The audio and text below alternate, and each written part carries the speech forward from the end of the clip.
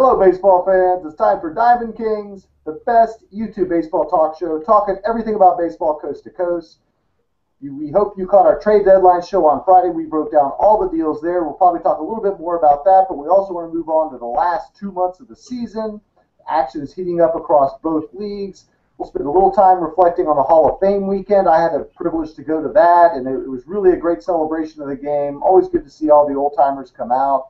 We definitely want to talk about a lot of key injuries these past couple of weeks. We've seen a couple key players go down, and more importantly, there's a lot of players that might be coming back over the next couple of weeks. And that's going to be key for some of the pennant races.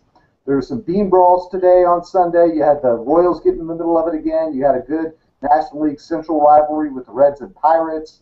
And then we'll move on to talk a little bit about the key division races. We'll have each of us kind of break down one of the division races the way we see it, where we see how it's going to shake out over the last couple months. Again, my name is David Whitlock from Houston, Texas. Joining me are two of our stalwart regulars, starting from Arkport, New York, Kelvin LaPierre. How are you, Kelvin? Good, how you doing? Getting ready for some racing this week. Won't be here next weekend, but you guys can handle the fort without me. Yeah, we'll certainly miss you. Glad to have you here. Seems like I just saw you a couple days ago. Also saw this guy a couple days ago, Michael Prosser from Florence, South Carolina, joining us. How are you today, Michael? It is with a heavy heart this weekend. The world lost a true giant. So this show, personally, I am dedicating to the original Rowdy one, Mr. Roddy Piper.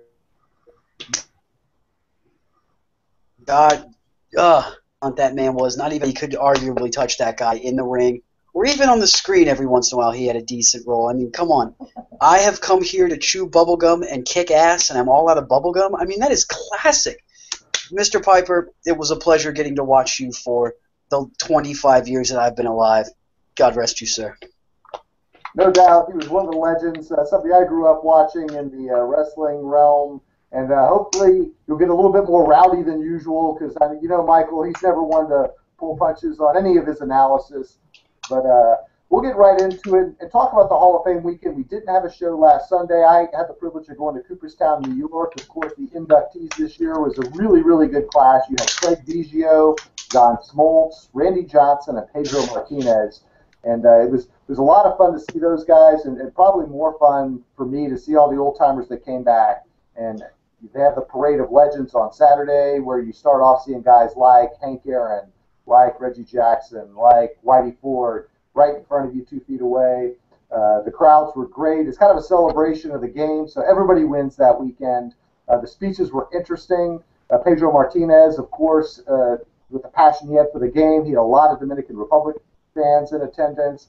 Houston Astros fans showed up in mass to support Biggio. We've been waiting 50 years of franchise history to see one of our own get in, and the Biggio chants were echoing up and down Main Street in Cooperstown. So we'll get you guys' reflection on this Hall of Fame class, whether you watched it or not on Sunday, your thoughts on these players. And then, of course, you always have to move a little bit towards next year when guys like Ken Griffey Jr. will be on the ballot for the first time, guys like Trevor Hoffman, and then returning high vote ballot guys like Mike Piazza and Jeff Bagwell, the top 2 returning guys. So we'll start with Michael. Of course, I know you're an Atlanta Braves fan. Seeing John Smoltz there, I got to see Glavine was there, of course. Maddox was there. Bobby Cox was there. At one point, I was thinking this is just a parade of players that beat the Astros in the playoffs every year. What are your thoughts on Smoltz getting in and the legacy that this Braves team has left? And, of course, we have Chipper Jones joining in a couple years as well. Well, if anybody ever says that the Atlanta Braves were not the team of the 90s, you obviously were either A, not born yet, or B, smoking crack. Because, I mean, show me another rotation in the last 25, we'll go even 30 years, of pure talent, 1, 2, 3, in the Hall of Fame. Your front-end starter, Greg Maddux. Your second guy, Tom Glavine. A guy who not only saved games, but won them as well, John Smoltz. I mean, and Bobby Cox. I mean, that is my childhood in a nutshell is now enshrined in Cooperstown for all the world to see for all eternity. It is a beautiful sight to see, and it could not have happened to a classier guy in John Smoltz. I mean, he took baldness with greatness. I mean, nobody, with the exception of maybe Jean-Luc Picard, has bald never looked so good on a human being. It was amazing. I only wish that I would have been able to watch it because, as I mentioned a few months ago, I dropped almost every channel that I ever owned on DirecTV because I'm never home, and they put Murder, She Wrote on Netflix. So that kind of, decreases every value that DirecTV ever has. Like, I don't even have ESPN anymore. It was a sad day, but hey, seeing Jessica Fletcher all that time, it makes up for it. God, I love that woman. Anywho, I don't know how I feel, though, about all of this because I remember like it was yesterday watching, Griffey, watching Biggio, watching Piazza. It seemed like, 5 years ago it was a Subway Series, i.e. David Whitlock's hat. And now here they are getting enshrined into the Hall of Fame. I mean, how old am I getting? This is ridiculous. But congratulations to everybody that went in this weekend. It could not have happened to a classier bunch of people. Did Randy Johnson bring hot dogs? I mean, he's got that bar out there with Alice Cooper. Did he bring hot dogs? Was Alice Cooper there, Mr. Whitlock? I mean, would that have? That would have been even better. I did not see Alice Cooper there. One guy I did see there was Jeff Foxworthy, who I guess him and John Smoltz are buddies. So we saw Foxworthy walking up and down the street. And another guy we saw walking the streets of Coopertown, I didn't see him, but my friend did, was Ric Flair. Apparently decided that it was time for him to show up.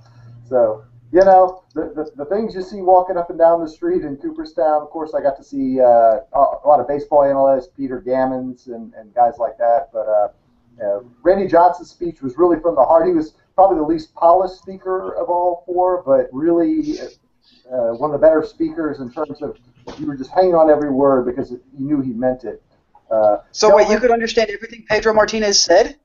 Well, not the That's one a first.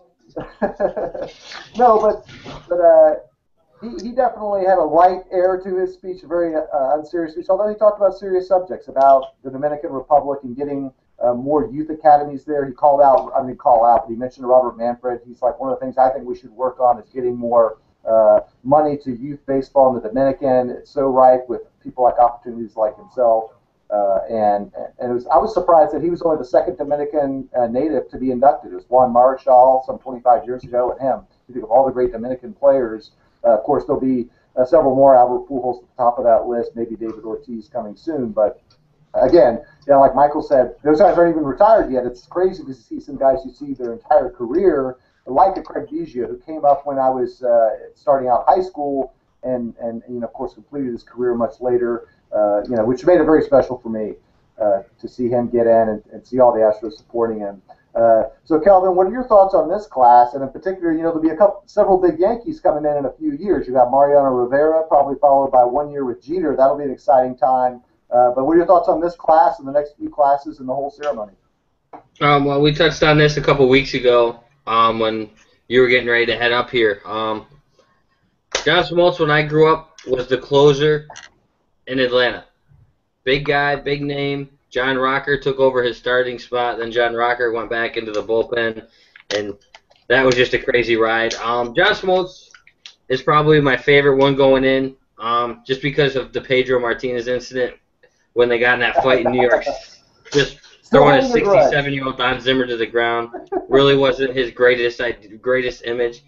He knows that, but it's just part of the Yankees-Red Sox rivalry of the early 2000s that kind of had baseball back on the map for a little bit.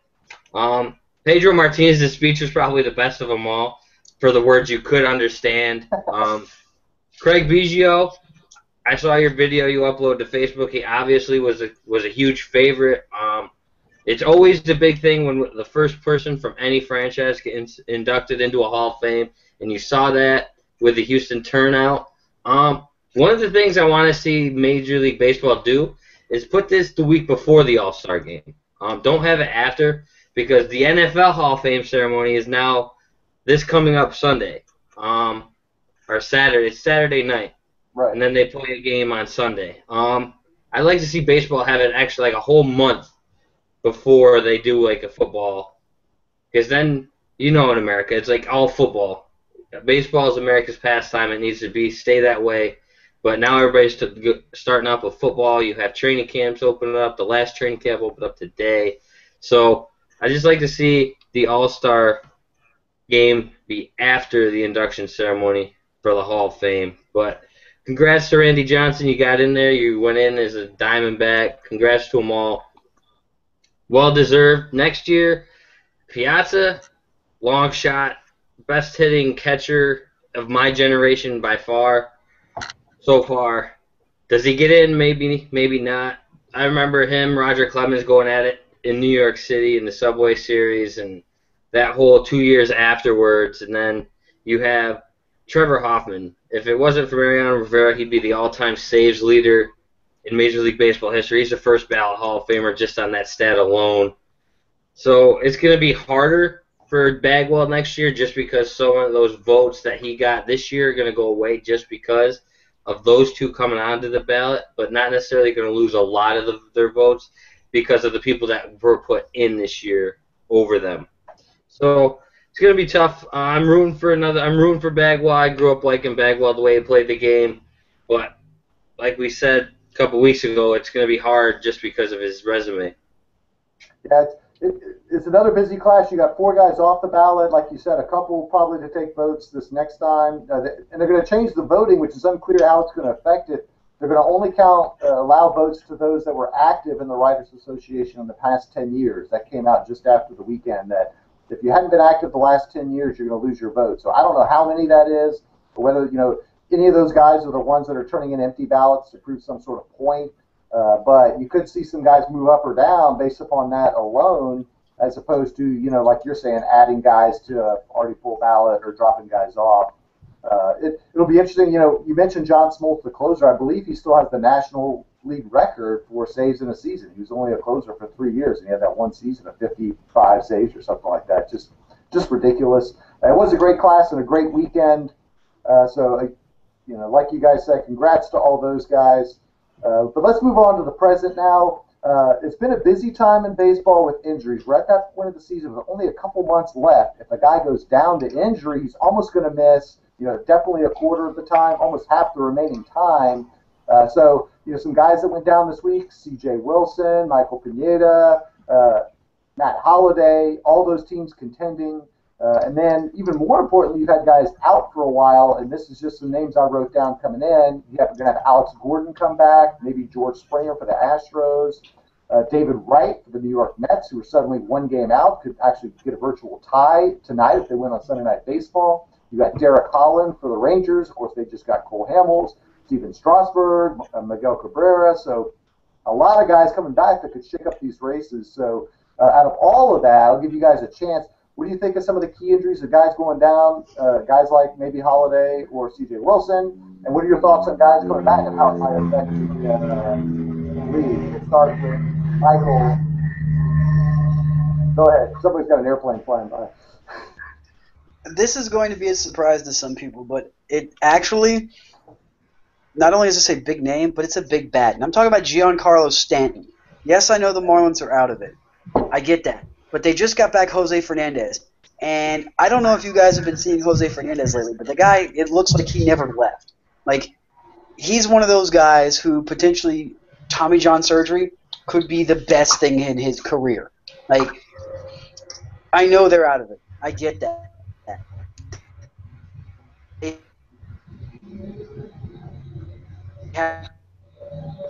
The whole unloading thing. It was this season. And to momentum into the rolling, they get Giancarlo back. He's healthy. Christian Yelich has actually started picking up play a little bit. Obviously, a disappointing year for a guy like Marcelo Ozuna, who coming off of a torrid season last year. I think he belted like 30 home runs out of center field. I mean, you don't really see a 30-homer center field guy anymore. And there was a lot of hype coming into this Marlins team, like, hey, if these young guns actually put their talent, in full swing here, this could be a scary team. And it obviously was not the case. Of course, they got rid of Cishek and Matt Latos, who just didn't really work out to begin with. But it's all about momentum for the Marlins going into next season. They've got a name like Giancarlo Stanton, Jose Fernandez. People are going to want to start playing with these guys because of how big they are and how good they are. I'm not saying that the Marlins are going to be, World Series contenders here within the next 2 or 3 years, but you never. Little momentum can always go a long way, especially going into training camp and into next season when everybody. But I think the biggest injury to me that hurt the most was C.J. Wilson going down because of just how close that West race is. Swept at Houston a few. One guy like the straight edge racer is always one of those guys that he's the second guy in the rotation, keep you in the keep you in a game every once in a while. And aside from C.J. Wilson, I haven't really pitching staff. I mean, there's no pop in this pitching staff anymore. Like Jared Weaver was the big name, and is he even still pitching this year? Is he injured? Is he hurt? You don't hear about him anymore. You don't hear about anybody in an Angels rotation. So when the name that you hear about the most goes down, it obviously is a depleting factor. The Yankees are going to be okay, I think. I still think that the Blue Jays might actually catch them, if not, lose it in a one-game playoff. But the Angels, that is a big worry for me because they didn't, like I said on Friday, they didn't make enough moves at the trade deadline, in my opinion, that they needed to. They didn't go out and get that, big arm or a secondary, arm in the rotation to help out. And they got just, like some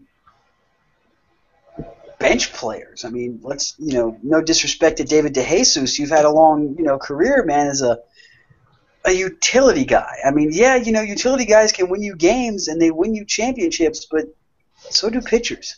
We don't have that right now. Yeah, I just checked, and Jared Weaver's on a rehab assignment, so he might be able to join the rotation soon. Read some things out of Los Angeles about C.J. Wilson in particular. His elbow's been bothering him all year, and now he's kind of saying he wants to shut it down. Some of his teammates think he should try to keep battling through. I went to the game the other day. He pitched against the Astros, and he was pretty awful. We pounded him pretty hard. So it seems to be something there with that elbow. It's not right.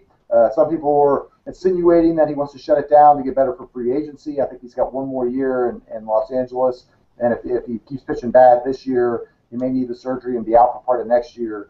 So that's all rumors and hearsay. I was just hearing some things about that. Some good points about the Marlins. We don't know. This year's probably not their year, but Stanton's wrist has recovered more slowly than they thought, or hamate bone or whatever it was. But Kelvin's been patient. What do you think about the injury situation? How do you think the Pineda injury affects the Yankees? I hear they're calling up one of their top prospects to take his spot in the rotation. You've got Sabathia, who I think is day-to-day, maybe on, maybe off.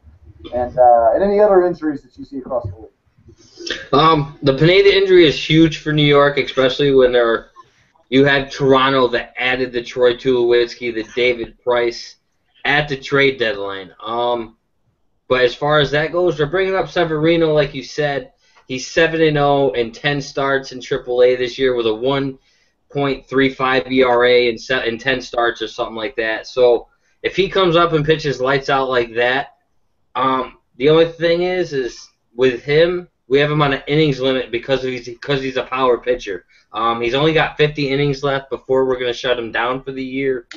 So what we're thinking is that he's going to come up, fill in for the 2 starts that Pineda has left will be on the DL. If he's lights out, you're going to see that 3-headed monster out of the bullpen. You're going to make him your 7th inning guy, followed by Betances and Miller. So that could be your 3-headed horse, making it a 6-inning game if he comes up and is dominant. To keep him on so he can go through the postseason and not go over his innings limit out of the bullpen. When Pineda does come back, I really hope that they take a serious look at CC Sabathia and say, hey, look, you're just not starting material anymore for New York. We'll use you as the long guy out of the bullpen when one of the starters is having a bad day. You'll be the guy. Put Warren back in that starting rotation. He pitched perfectly fine the time he was there. You just released Esmil Rogers, designated him for assignment. He's gone. So put Warren back in there for CC when Pineda comes back. We really don't need CC, but the guy that I'm looking forward to is Springer, coming back for Houston. You also have Miggy Cabrera coming back in Detroit here in a couple weeks. Detroit isn't by any means out of it. Even after trading away Cespedes and Price, they're not necessarily out of it. They just beat Baltimore today. They're 11.5 back of Kansas City in the division, but they're still in that second place wild card game. So with Cabrera coming back, does that boost their offense back to where it should be and allow them to get back in the midst of that race? I think it does. As far as C.J. Wilson, I was going to bring that up. I brought it up at the trade deadline when he went down. I was like, the Angels didn't do enough, like Michael said. They didn't do enough. In my opinion, that's why I picked Houston to win the division at the trade deadline, just because of the moves that Houston made, going out and getting the Scott Kazmir, who's leading the American League in ERA at 2.10. I mean, right there's the move that put Houston over the top. And then you have Springer coming back.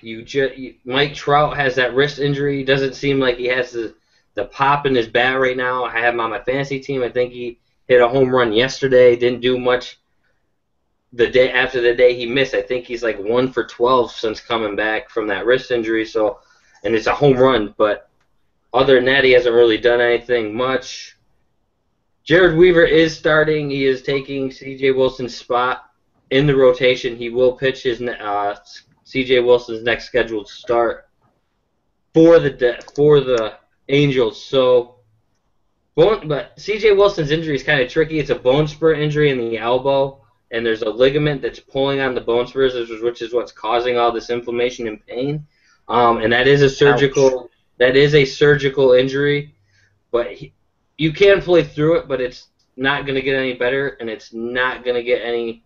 I mean, it's going to get worse. The more you tear on there, the more it inflates, and the longer it just takes to heal. And if you're C.J. Wilson, look at what happened to Carlos Gomez going to the Mets. They're worried about a hip injury.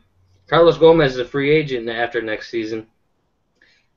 Back when Baltimore did this to some guy, he lost like $11.5 million because they were worried about an injury. So C.J. Wilson, if you play it smart, go get the surgery done, come back, prove to the Angels that you want to be there next year, go out, help them win the division, compete for the division. I can't say win it, but no, you'll get your money. I mean, don't risk it this year to lose money next year. Yeah, I would think the Angels, I mean, seeing his performance on the field, at some point you're hurting your team being out there. We see it in all sports. You see a basketball player that's nursing an injury or a football player that's not themselves, and suddenly you're like, we got to get the next guy in there because this guy's not getting it done. Injury or not, whatever the reason is, I think it's a smart move to shut him down from a team perspective. I know you want to go. He's paid a lot of money, and you're counting on him. But if he's not going to be effective, what's the point of sending him out there? Good thoughts. I'm looking for the David Wright return. He's just been an injury bug the last couple of years. But if David Wright can come back and compete and add some pop to that lineup that desperately needs it, you put him next to Cespedes in that lineup, and suddenly there's 2 or 3 guys in that lineup that start to strike fear in the opponent. So definitely going to be interesting to watch these injuries over the next few weeks and months. Let's move real quickly on to some of the more bean brawls. We get into this, it seems like once every couple months. It seems like every time the Royals are involved. Today, Josh Donaldson was thrown inside not once, not twice, but 3 times. By the 3rd time, he turned to the umpire and said, hey, what the heck is going on? Are you going to warn somebody or protect me or not? At that point, Gibbons got thrown out of the game, and the bench is cleared a little bit. Then, of course, the next half inning, a Royals player, I think it was Escobar, got hit.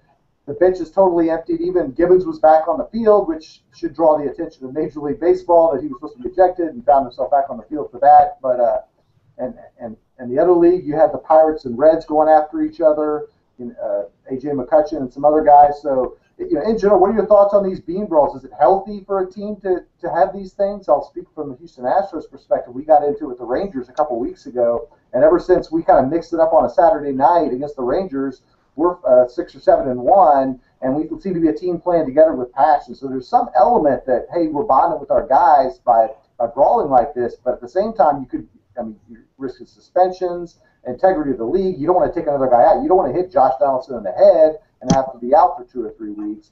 So we'll start with Michael again. These bean brawls, what's going on with it? Is it an epidemic or a trend, or is it just boys being boys, or what do you think?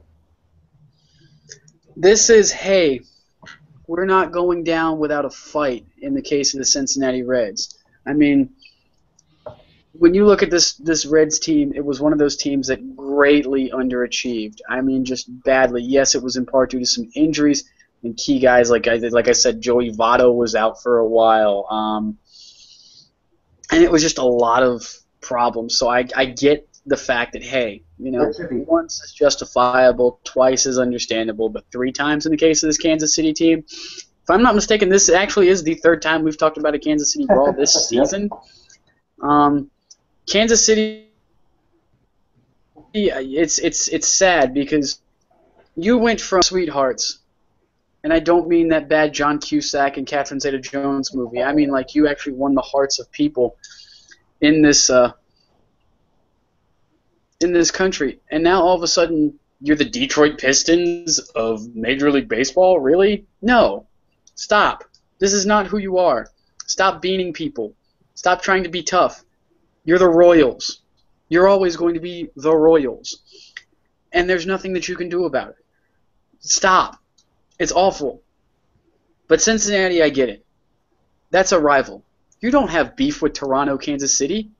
You got Johnny Cueto, and now you guys think that you're all that in a bag of chips? Do people still say all that in a bag of chips? Doesn't matter. I'm bringing it back. The point is, Kansas City, stop. This is not you. You're not the Broad Street Bullies. You're not, the bad boys of Motown. You're not, the monsters of the Midway. You're the Kansas City Royals. You're still the same team that brought Garth Brooks on a tryout and cut him back in the early 2000s. If Chris Gaines can't play baseball for your team, who can? Yeah. Somehow you missed a chance to move the Oakland Raiders into that discussion, the Raiders rivalry. But good points all around. I hope, I hope, for the sake of baseball, I like a clean game. I don't like all the bean brawls. But when things start to get mixed up, you see teams come together for things like this. Kelvin, you remember in the old, like you alluded to, those old Red Sox-Yankees rivalries where you were just getting, seems like there couldn't be a 3-game series go by without somebody throwing inside to somebody else and the pitches clearing. What do you think about this current situation of games and situations that happen, and put it in the context of historically when you have a rivalry like the Red Sox and Yankees? Well, this is like Michael said, Kansas City, Toronto, you have no beef whatsoever. You're not a rivalry. Why are you trying to start one? It's just not right. You shouldn't be worried about Toronto. You should be worried about the Minnesota Twins, who are behind you in your division. It shouldn't be worrying about the Toronto Blue Jays, who are 6 games out in the AL East right now and fighting for a second wild card spot. I mean, why are you engaging in this? Why is Gibson even back on the field after being ejected? Baseball's got to do something about that. He's not supposed to be there, so is he the reason that this fight starts is because he's still sitting there? Was he in the tunnel, not back in his office where he's supposed to be, and saying, getting his pitcher's ear down in the tunnel? Because usually your pitcher goes down the tunnel before coming back out to start pitching. Or is he got his coach right there saying, hey, if I'm bringing a guy from the bullpen, the first pitch he throws better be inside and hit the guy because he threw 3 at our guy. It better be, or what? I mean, is he not? I mean, if he comes out there for the brawl after being ejected, there's something wrong there. So this falls back to Toronto. Wasn't happy about what happened yesterday, maybe. I don't know what happened yesterday. I was at a bachelor party. Did something happen in the game yesterday to trigger this? So it's not right, but at the same time, it just ignites a ball club. And right now, if you're the Yankees, if this ignites Toronto, who already has a very powerful batting lineup, and after you get past the David Price, not a very scary pitching lineup, that's not something the Yankees need right now. Even though they're scoring just as many runs as Toronto, it's not something they want to see Toronto go out and get hot for 2 or 3 weeks, scoring 8-9 runs a game for 2 to 3 weeks when they only have a 6-game lead with 2 months left in the season. So as far as the Red Sox-Yankees thing, I mean, that's an in-division rivalry. I can see that one. I just don't get the Kansas City going after Toronto. And if I'm not mistaken, was it not Ventura again involved in this for Kansas City throwing at Donaldson? Not today. It was I know Ventura started today. Yeah, I thought he started yesterday or Friday. No, according to my thing, he started today. because I have him on my fantasy starting lineup. Oh, okay. So I think he started today. But this, I don't know what inning this fight Right. happened in. But so, Yeah. I mean, it's just something that ignites one team and doesn't ignite the other. You see it happen where one team will go and get hot afterwards, the other team kind of falls off.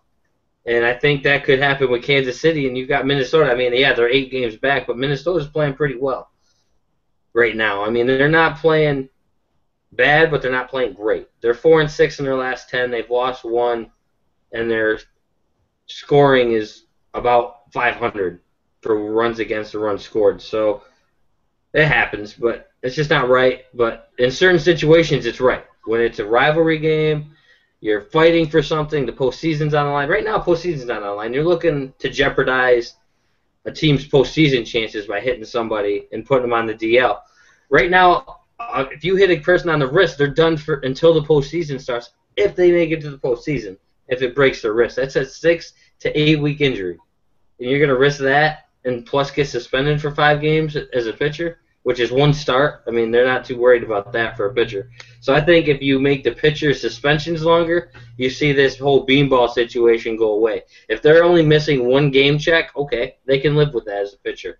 As a baseball player, as a batter, you're missing games because you're on the DL. You're not helping your team contribute, so you feel bad because you're hurt. Yeah, no, good points. And it was Edinson Volquez that started today for the Royals. And I'm going to take you back a couple months when the Royals played in Houston against the Astros. And guess who hit George Springer in the wrist with a pitch? Edinson Volquez. So, there's something that team likes to throw inside. Now you knocked our guy out for 2 months. Springer may not be back for even the playoffs, or may not have his power back. So, the Royals are making a lot of enemies here. And should they be drawing this ire? Nothing happened in that Astros-Royals series. There's no retaliation per se, but to see a guy like Springer go down from Volquez, hey, take a look at the guy. He likes to throw inside. Is he headhunting or not? Who knows? So let's wrap up the show with a little bit of division talk, Kelvin. I know you want to talk about the AL East, so we'll go to you first. Michael, I'll have you pick a division, be thinking about, breaking down what you think in a particular division or playoff race, and just kind of tell me what you expect over the next 2 months, how it's going to shake out. So we'll just go straight to Kelvin and the AL East. Well, the AL East, I think, is going to break down like this. Baltimore didn't impress me at the trade deadline. They didn't really add anything major to that ball club, so they're 6 games back with Toronto, also 6 games back. Toronto impressed me at the trade deadline, going out and getting Troy Tulowitzki and David Price, adding more power to that lineup and adding playoff experience to that pitching staff with Burley, Dickey, and now Price. But after Price, I'm not worried about anybody in that rotation after David Price. The New York Yankees definitely aren't scared. They've tagged him up the last 7 times they faced him. They've tagged David Price very well. They play the Yankees 13 more times down the stretch. David Price, as of right now, is scheduled to pitch 4 of those remaining 13 games against the Yankees, 2 away, 2 at home, in the Rogers Center, a big friendly ballpark for hitters to go in, and David Price can pitch very well there. Michael brought this up at the trade deadline show. David Price pitches well in the Rogers Center up in Canada. So does that help him out when it comes to facing the Yankees the 2 times he faced them in New York? I mean, in Toronto, maybe. But the way that both of those clubs are hitting right now, I mean, the Yankees today won 13-2. They scored 27 runs this weekend. The series before that, they had a blowout win against the Texas Rangers, 21-3. So they're both scoring runs at a high rate. It's going to come down to whose pitching staff holds up the best down the stretch. And can the Yankees win on the road? Right now, they're 1 game above 500 on the road at 29-28. When they play at home, they're 30-17. So their remaining schedule is a 50-50 split, home and away. If the Yankees close out and can win on the road consistently and play 8 games above 500 the remaining way down the stretch, the Yankees win this division. Toronto gets the first wild card spot, with Minnesota getting the second wild card spot, is how I'm going to predict that this is going to work out. So the Yankees win the division by 3 games because they can't win on the road. If they can prove that they can win on the road and go 8 games above 500 on the road, then yes, they got a shot. Toronto is also a team that can't play on the road. They are 22-31 on the road. At home, they're 32-21, which is about 500. They are 2 games over 500 at 54-52. So either way it works out. Toronto, I think, just because of their offense, they're going to put up. They can average 8 runs a game for the rest of the year with that batting lineup if they stay healthy. So that's a pretty scary lineup. That's like Kansas City's batting lineup. I'm not worried about the pitching staff besides Kansas City in the AL for any reason whatsoever. Kansas City's got a pretty solid pitching staff. You look at anybody else in the AL, they don't have a dominant pitching staff behind Kansas City. Kansas City's pitching staff's pretty good. The Yankees are old. Can they stay healthy down the stretch as a pitching staff? CC Sabathia's got above 5-run ERA. Tanaka will look like an ace one day. He'll look like a number 3 or 4 starter the next 2 or 3 starts after that. Ivan Nova coming off Tommy John surgery. Pitches lights out today, 7 strikeouts in a 7-inning performance by him. Pineda, injury prone, has been on the DL twice this year. Does that forearm stay healthy? Does Tanaka's elbow stay healthy? Does Severino come in and pitch the way he's supposed to? But does that bullpen get it right and back out? They've pitched the last couple times they've gone out. They've given up a couple of runs, but they've been blowouts. So you're just out there putting the ball over the plate. Tampa Bay can get back in this. I mean, Tampa Bay by any means is now the AL East, but I'm not predicting them to crawl back in it with the trades that they made. Archer's their best pitcher. Archer can only go once every 5 days. Yeah, there's still a lot of teams alive. Like you said, I think the Red Sox are out of it. I think the Orioles didn't make enough move. I like your prediction of the Blue Jays in the wild card because I'm seeing both the Angels and Twins fading a little bit, and it's going to open up that wild card to maybe 3 or 4 teams. You could end up with 3 teams from the East in the playoffs if the Rays get hot with the Blue Jays and the Twins and Angels. You know, Angels got swept in Houston. I think they just got swept today. Yeah, they lost today. So the Angels are reeling. They got injuries. Mike Trout's hurt. So that wild card race is going to be interesting. So, Michael, pick a division and let me know your thoughts. Well, they always say put your best foot forward. So what better division to talk about than the NL East? I mean, this is an actual race, people. I mean, if the Mets, the amazing question mark Mets, if they win tonight, it's a tied division. I mean, this is not something that I expected. I mean, I expected this to be a runaway, freight train for this Washington Nationals team, especially with getting guys back. But obviously that hasn't been the case. Ryan Zimmerman has not looked like Ryan Zimmerman this year. Anthony Rendon has looked like Anthony Bourdon, maybe. He's just been horrible. And this is not something like when Ian Desmond is trying to, carry that team offensively. That's a guy that's not named Bryce Harper. It's one of those okay, what happened here? Who changed the script on us? What is this? But no, good for the Mets. I mean, this is a team that's been just crap for years. Cannon fodder for the rest of the National League for a good long while, and even without the David Wright at third, it's been one of those hey, who cares?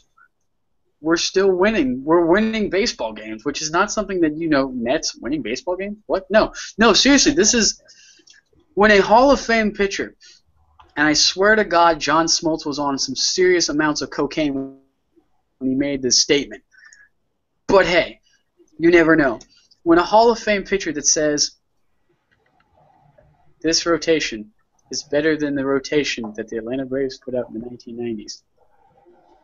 Snort another one, John. Oh my God, are you kidding me? No, you don't ever say that. Don't you ever say that. But I mean, he's not wrong. Maybe, I don't know. No, he's not wrong. He's not right. He is wrong. However, this rotation is solid. I mean, you come out with Batman. You still keep Zach Wheeler at the trade deadline, which is Zach Wheeler is going to be one of those guys when he gets his control down, when he's able to pick his corners, that kid's going to be phenomenal. Plus, you've got Syndergaard. Plus, you've got DeGrom. I mean, that guy probably has the coolest hair in all of baseball right now. I mean, forget Jason Worth. Everybody was like, oh, Jason Worth and his hair. No. Jacob DeGrom has the coolest hair in Major League Baseball. I envy Jacob DeGrom's hair. I wish I was Jacob DeGrom's hair. There, I said it. But I really liked what Sandy Alomar Jr. did at the deadline, adding Yoenis Cespedes and, of course, Tyler Clippard. I mentioned that earlier. And this is going to be one of those things where Clippard's like, all right, I see revenge here because of the move that sent Clippard to Oakland for not a lot. I mean, I really don't think there was a lot that went back to Washington. And if there was, it was there was one guy who used to pitch in Harrisburg that was really good, and he went to Oakland, and they tried to make him a starter too quick, and it just kind of fizzled out. And well, it was just another pitcher that got lost in Major League Baseball. There hasn't been one of those lately, but it's going to be interesting, especially when Steven Strasburg comes back. Because when Steven Strasburg comes back off the DL, I think this is going to be one of those years that people are going to start looking and going, okay, is Steven Strasburg the real deal? Because we've been waiting patiently, might I add. It's been 4 years now since he went number 1 overall, and we've been waiting for the big push, the Clayton Kershaw-esque performance, the next step in the Randy Johnson